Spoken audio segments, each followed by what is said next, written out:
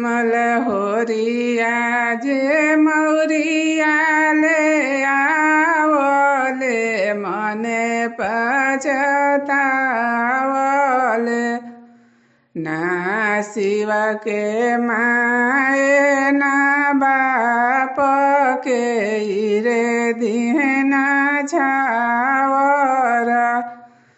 ना शिव के माए ना बाप के रे दिहना छावर जनी मलहोरिया हरहु झरहु मने पछतावहु शिव तीन लोक के मालिक उहेरे दिहना छावर शिव तीन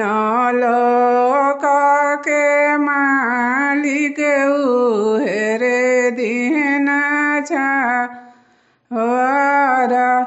बाजा जावा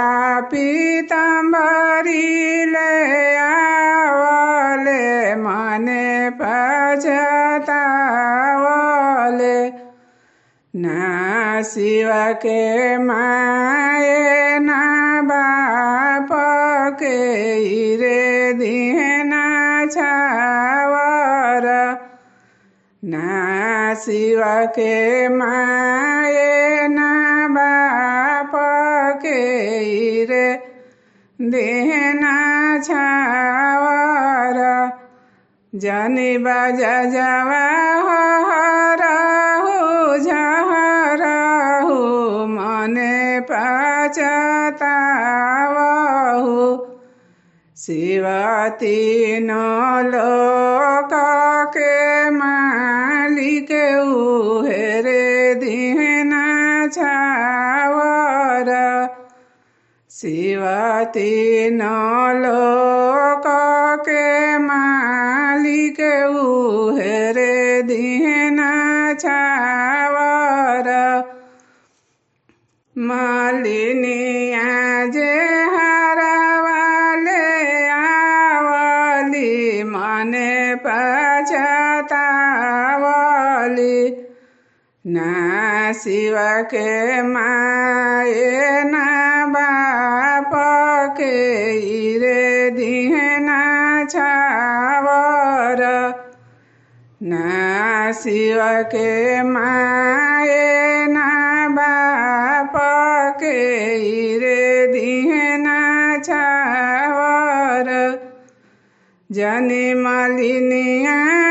हरहु झरहु मने पछतावहु शिव तीन लोक के मालिक उहेरे दिहना छावर शिव तीन लोक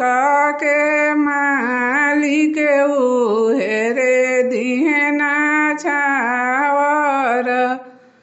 मलहोरिया जे मौरिया ले आवले मने